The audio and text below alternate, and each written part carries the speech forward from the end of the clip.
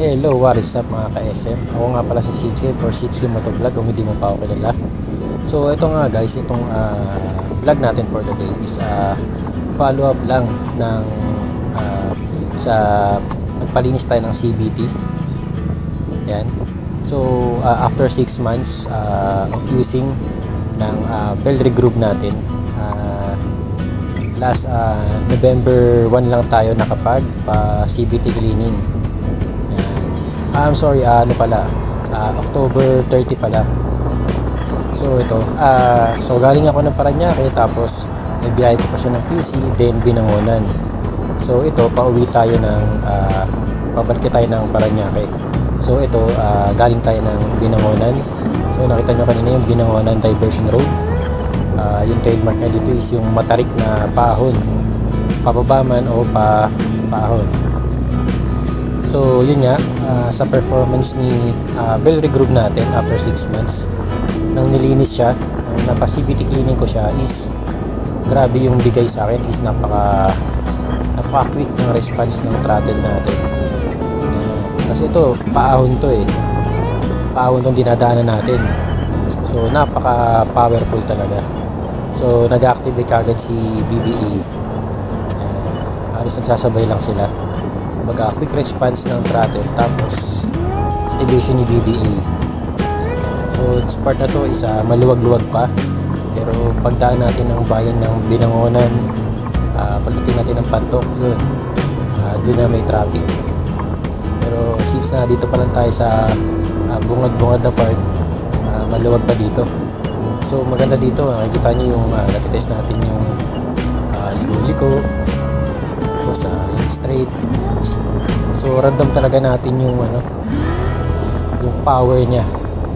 After 6 months ng regroup, tapos sa CVT cleaning, yan, halos balik alindog, balik yung power niya. Yan, quick response yung throttle. So sarap mag-throttle dito, kasi onting throttle mo lang is talaga arangkada kagad. Arangkada yung binibigay sa atin. Sa talaga dito, sabi ko nga sa inyo, yung sa 60 na takbo ko, makukontento ka na kasi kaagad kasi sa arangkada na binibigay sa'yo. Yan, diba kita mo, ang bilis mong mahabol. Ayun, kaya pala nahabol kasi may mabagal. May mabagal na e-bike. Yan, nakita nyo diba, ang bilis yan. So swabe lang yung takbuhan natin dito. Wala lang masyadong mga bankingan dito, pero yun yan, pag-asa kasi straight, tas biglang liko. Pero hindi naman ganun ka-sharp yung mga likuan dito sa Binangonan.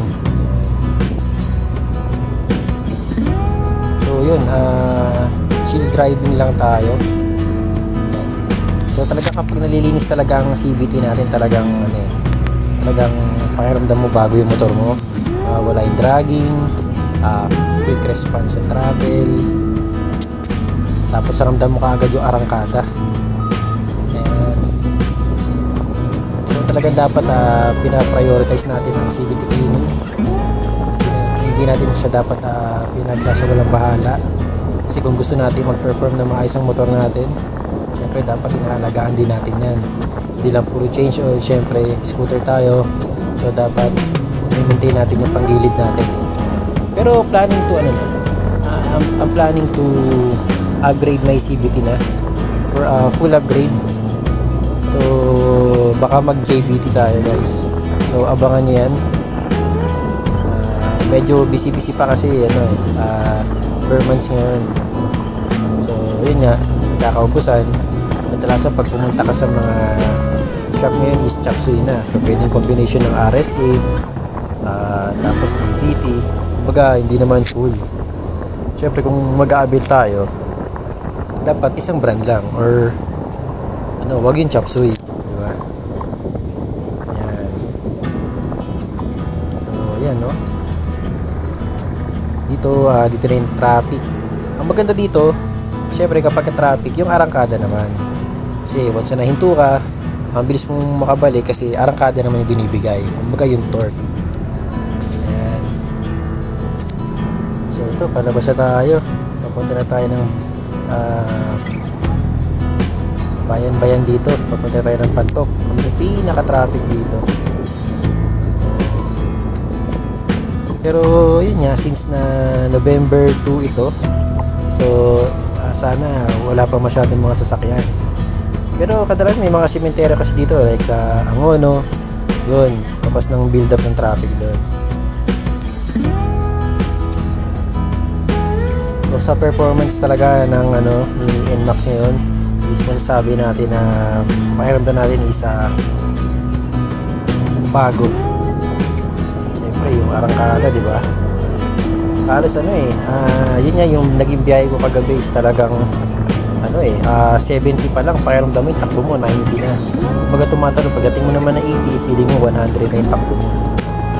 Kumbaga arangkada kasi binibigay sa'yo talaga. Yung top speed mo naman makukuha mo yan kapag diretso.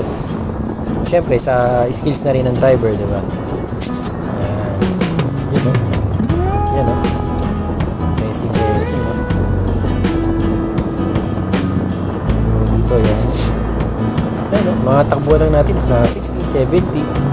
Napaka kontento na tayo dyan. May 80 pa pala. Siyempre, ingat-ingat din tayo. Huwag naman puro bilis lang. Diba? So, yun nga. Sobrang lakas niya. Is talagang kontento na tayo. Hindi mo kailangan mag 100 kasi arangkada pa lang eh. Yung acceleration niya. Kuha mo na kagad panghabol. So, ito, yun nga. Galing tayo ng Parañaque, then QC, tapos pinanis lang natin yan, guys. From QC nakuha lang natin ng 45 minutes. Kadalasan kasi travel na yung kapag normal hindi holiday from makukuha mo yung time na yon from galing ka ng Ortigas or galing tayo ng Makati. Yan 45 minutes. Pa yun, mabilis-bilis pa yun. Pero since na holiday nga kapon galing QC, nakuha lang natin ng 45 minutes galing QC. Hindi pa natin kabisado yung lugar sa QC, so yun nga, maruruta tayo dito pagdating ng Ortigas na. Kasi galing QC, tagos-tagos na tayo ng Gilmore, tapos Ortigas Avenue, rekta na.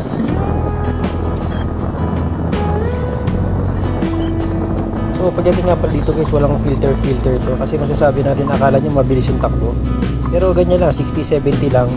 Pero para nakikita mo kasi mga sasakyan na dadaanan natin, mga puno, parang ang bilis, pero walang filter yung Insta360 1RS yung gamit natin dito. Walang filter. Yan, shoutout kay Kuya, nauna pa pala tayo. Pero hindi naman karera kasi talaga. Baga paano ma-enjoy yung privilege mo magmaneho sa daan. Medyo naninibago rin ako sa sabi ko nga wala akong sa filter, pero yung sa parang nakikita ko parang sa acceleration parang meron talagang pagbabago sa merong pagbabago talaga sa takbo ni NMAX ko. Simula nang ngayon nga nagpa CVT cleaning ako ng October 30. Yung acceleration, tingin ko sa acceleration kasi sa response ng throttle is talaga responsive niya. Tapos 60-70 lang, kontento ka na. Yan. Tapos plan pa nating mag-upgrade ng JBT. Yan. Basta lang tayo. Syempre sabi lang na nag-upgrade. Joke lang. So ito parang storytelling lang. So para mapakita lang natin yung performance ni NMAX natin na after 6 months regroup. Tapos yun yan, napa-CVT clean natin, parang may power na kumawala. Ayan, chakra pula. Ayan. So ito na yung traffic part dito sa Binangonan, yung Palto. So dire-diretso na yan. Kasi since na holiday nga ngayon, medyo maluwag pa to. Dapat yan. Yung nakikita niyo yung arangkada guys, di ba? Yan, isa yan. Isa sa mga natin. Nakakapanibago sa motor ko simula ng na nagpa-regroup kasi ako, natanggal naman talaga yung hindi naman totally natanggal. I mean, nabawasan yung dragging, yung vibration. Pero now, sa vibration kasi, since na 1 year ganyan pa natin ginagamit yung motor, nasanay na tayo. Saka scooter yan. Talagang, meron talaga siyang dragging, pero dapat minimal lang. Hindi todo talaga yung delay niya. Yun niya, diba? Kung carburetor ka, yun, medyo may delay. Mararamdam mo parang pupugak-pugak. Sa atin naman, yung delay naman natin is yung kapit ng ng bell. Ayan, excuse me po. Yung kapit ng bell, syempre, di ba? Ayan. So, yun nga, napaka-responsive talaga ng throttle natin ngayon. Actually, pwede nga siyang pang-rat-rat eh. Pero, yun, dahil sa sobrang feeling natin bago yung motor natin. Ayan. Yun, no? Yung mga overtake. Diba? So, gagawin nyo lang ito kapag yan. Medyo maluwag-luwag. Pero pasaway tayo dyan kasi solid white lane eh. Pwede ka lang tumawid pero bawal mag-overtake. Kung tama ako. Pero dito kasi ganito yung yung sinasabi na sistema versus diskarte.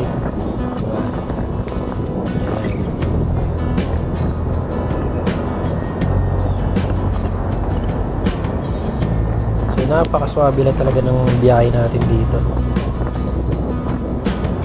Parang ngayon, nagkukwento nga lang ako ng experience natin eh. Ma-share ko lang sa inyo na talaga dapat pagka bagong CVT cleaning ka talaga, ang lupit talaga ng takbo ng motor mo. Diba? Siyempre lalo na kapag baha, dapat alagaan talaga natin yan. Diba? Lalo sa change oil, tapos sa gear oil, huwag yung pagbukas puro putik. So huwag natin tipirin yung motor natin, di ba? So sa bell regroup pala talaga solid na yung bigay. Pero yun nga, pero gusto nating matry naman yung full CVT upgrade. So kung ano yung mabibigay niya sa motor natin. So hopefully na this December or next year na is makapag JBT set na tayo, full set. Ayan.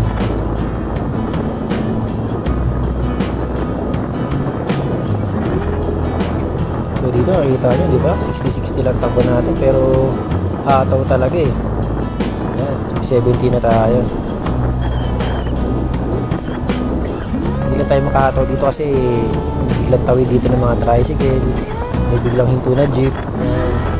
Sa mga nadadaan ng Rizal, yan, alam na alam yan. Shoutout sa mga Rizaleño. Yan. So yan o, yan o. Sobrang bilis ni NMAX is napapakain lang tayo. Yan. So napaka-chill lang talaga. Hindi maaraw, sakto lang. So dapat talaga huwag natin pabayaan yung CVT. Yan, napakalaking bagay ng CVT cleaning. Anti-dragging, vibration. Still kasi scooter talaga eh. Talagang meron talaga siyang meron siya talaga dragging, meron siyang vibration, pero dapat minimal lang. Diba? Kung may something pa dun, much better na dali mo siya sa trusted na kasa or moto shop. So this is Shinsuke for Shinsuke Motovlog, saying ingat palagi mga ka-SM, hanggang sa muling content natin. Peace, I'm out.